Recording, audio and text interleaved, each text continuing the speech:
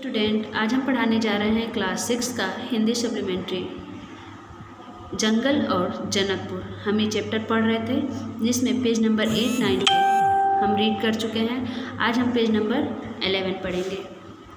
भाग खड़े हुए। महर्षि विश्वामित्र का अनुष्ठान संपन्न हुआ। जब वे दोनों राजकुमारों को लेकर अपने आश्रम जाते हैं तो वे दोनों राजकुमार उन राक्षसों को मार गिराते हैं। इसमें उसके बाद महर्षि विश्वामित्र का यज्ञ संपन्न होता है। राम ने महर्षि को प्रणाम करते हुए पूछा, अब हमारे लिए क्या आज्ञा है मुनिवर? वे पूछते हैं कि हे मुनिवर, अब तो आपका यज्ञ समाप्त हुआ, अब हमारे लिए क्या आज्ञा है, बताइए। महर्षि ने राम को गले लगाया, कहा, हम लोग यहाँ से मिथिला जाएंगे, महाराज जनक के यहाँ विदेह राज के दरबार में। मैं चाहता हूँ कि तुम दोनों मेरे साथ चलो। उनके आयोजन में हिस्सा लेने महाराज के पास एक अद्भुत शिव धनुष है, तुम भी उसे देखो। वे कहते हैं कि अभी राजा जनक के यहाँ एक आयोजन है, उसमें हम चाहते हैं कि तुम दोनों उसमें हिस्सा लो और एक अद्भुत शिव धनुष है जिसे तुम लोग भी देखो। राम और लक्ष्मण अगली यात्रा को लेकर उत्साहित थे। नए स्थान देखने और जानने का अवसर। सोन नदी पार कर विश्वामित्र मिथिला की सीमा के पास पहुँचे। अपने शिष्यों और राजकुमारों के साथ वे गौतम ऋषि के आश्रम से होते हुए नगर में पहुँचे। अब वे दोनों राजकुमारों को लेकर महर्षि विश्वामित्र राजा जनक के यहाँ जाने लगते हैं और नदी पार कर चुके होते हैं। राजा जनक ने महल से बाहर आकर विश्वामित्र का स्वागत किया।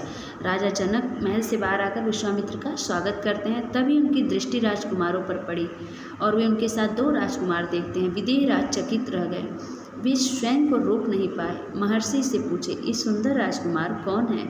मैं इनके आकर्षण से खींचता जा रहा हूँ। और वे तुरंत पूछते हैं कि ये सुंदर राजकुमार कौन है और उनकी सुंदरता से वे खींचते जा रहे हैं। ये राम और लक्ष्मण हैं। वे उनका नाम बताते हैं, महाराज दशरथ के पुत्र। मैं इन्हें अपने साथ लाया हूँ आपका अद्भुत धनुष दिखाने। वे बताते हैं कि ये राजा दशरथ के पुत्र हैं राम लक्ष्मण, और मैं इनको अपने साथ आपके यहाँ का अद्भुत धनुष दिखाने लाया हूँ। विदेह राज ने महर्षि, उनके शिष्यों और राजकुमारों के ठहरने की व्यवस्था की एक सुंदर उद्यान में। अगले दिन सभी आमंत्रित लोग, ऋषि, मुनि और राजकुमार यज्ञशाला में उपस्थित हुए। वहाँ महर्षि ने फिर धनुष का उल्लेख किया। महाराज जनक ने अपने अनुचरों को आज्ञा दी, शिव धनुष को यज्ञशाला में लाया जाए। शिव धनुष सचमुच विशाल था, लोहे की पेटी में रखा हुआ था। पेटी में पहिए लगे हुए थे, 8 पहिए। उसे उठाना लगभग असंभव था। पहियों के सहारे खिसकाकर उसे एक से दूसरी जगह ले जाया जाता था। अनुचर मुश्किल से उसे खींचते हुए यज्ञशाला में ले आए। धनुष देखते ही विदेह राज एक पल के लिए उदास हो गए। उन्होंने कहा, मुनिवर, मैंने प्रतिज्ञा की है अपनी पुत्री सीता के विवाह के संबंध में, जो यह धनुष उठाकर उस पर प्रत्यंचा चढ़ा देगा, उसी के साथ सीता का विवाह होगा। अनेक राजकुमारों ने प्रयास किया और लज्जित हुए। उठाना तो दूर, वे उसे हिला तक नहीं सके, प्रत्यंचा क्या चढ़ाते।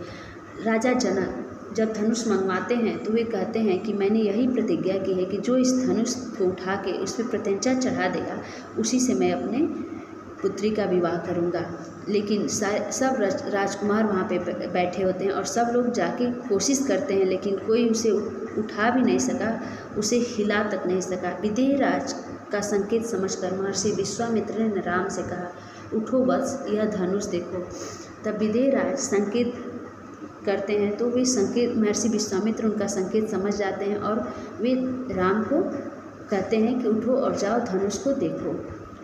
राम ने सिर झुकाकर गुरु की आज्ञा स्वीकार की, आगे बढ़े, पेटी का ढक्कन खोल दिया। राम ने पहले धनुष देखा, फिर महर्षि को। गुरु का संकेत मिलने पर राम ने वह विशाल धनुष सहज ही उठा लिया। यज्ञशाला में उपस्थित सभी लोग हतप्रभ थे। इसकी प्रत्यंचा चढ़ा दो मुनिवर? राम ने पूछा। राम जाते हैं गुरु की आज्ञा मानकर, और जाते हैं और फिर धनुष को उठा के, और वो भी बहुत ही सरलता से धनुष को उठा के और उसकी प्रत्यंचा चढ़ाने के लिए वो पूछते हैं मुनि से, अवश्य यदि ऐसा कर सकते हो। वे कहते हैं कि तुम चढ़ा दो, अगर तुमसे ऐसा हो सकता है तो। विदेह राज चकित थे। राम ने आसानी से धनुष झुकाया, ऊपर से दबाकर प्रत्यंचा खींची। दबाव से धनुष बीच से टूट गया और राम ऐसा करते हैं और वे बीच से जब उसे प्रत्यंचा दबाते हैं तो वे धनुष बीच से टूट जाता है। उसके 2 टुकड़े हो गए, बच्चों के खिलौने की तरह। यज्ञशाला में सन्नाटा छा गया, सब चुप थे, एक दूसरे की ओर देख रहे थे। सभागार की चुप्पी महाराज जनक ने तोड़ी। उनकी खुशी का ठिकाना न था। उन्हें सीता के लिए योग्य वर मिल गया था। उनकी प्रतिज्ञा पूरी हुई। जनक राजा ने कहा, मुनिवर, आपकी अनुमति हो तो मैं महाराज दशरथ के पास संदेश भेजूं? बारात लेकर आने का निमंत्रण, यह शुभ संदेश उन्हें शीघ्र भेजना चाहिए। और वे मुनि से, विश्वामित्र से पूछते हैं कि अगर आप मुझे अनुमति दें तो मैं महाराज दशरथ के पास यह सूचना भेजूं कि वे बारात लेकर हमारे घर आएँ। महर्षि की अनुमति से दूत अयोध्या भेजे गए। सबसे तेज चलने वाले रथों से इस बीच जनकपुर में धूम मच गई। बारात के स्वागत की तैयारियां होने लगी। नगर की प्रसन्नता चरम पर थी और जनकपुर में बहुत ही अच्छे से तैयारियां होने लगी बारात के स्वागत की। महाराज जनक का संदेश मिलते ही अयोध्या में भी खुशी छा गई। आनंद फानन में बारात तैयार हुई। हाथी, घोड़े, रथ, सेना। बारात को मिथिला पहुंचने में 5 दिन लग गए। जनकपुरी जगमगा रही थी। हर मार्ग पर तोरण द्वार, हर तरफ फूलों की चादर, एक एक कोना सुवासित। हर घर के प्रवेश द्वार पर बंधनवार, एक एक घर से मंगल गीत। मुख्य मार्ग पर दर्शकों की अपार भीड़। खिड़कियों और छज्जों से झांकती महिलाएं एक नज़र राम को देख लें, राम सीता की जोड़ी दिख जाए। विवाह से ठीक पहले विदेह राज ने महाराज दशरथ से कहा, राजन, राम ने मेरी प्रतिज्ञा पूरी कर बड़ी बेटी सीता को अपना लिया। मेरी इच्छा है कि छोटी पुत्री उर्मिला का विवाह लक्ष्मण से हो जाए। मेरे छोटे भाई कुशध्वज को भी 2 पुत्रियां हैं, मांडवी और श्रुतकृति। कृपया उन्हें भरत और शत्रुघ्न के लिए स्वीकार करें। राजा दशरथ ने यह प्रस्ताव तत्काल मान लिया। विवाह के बाद बारात कुछ दिन जनकपुरी में रुकी। बाराती बहुओं को लेकर अयोध्या लौटे तो रानियों ने पुत्र वधुओं की आरती उतारी, स्त्रियों ने फूल बरसाए, शंख ध्वनि से गलियां गूंज उठी। यह आनंदोत्सव लगातार कई दिनों तक चलता रहा। जंगल से जनकपुर का यह चैप्टर यहीं पे समाप्त होता है। आप इस चैप्टर को पढ़िएगा, का होमवर्क है। आपकी क्लास ओवर होती है। Thank you.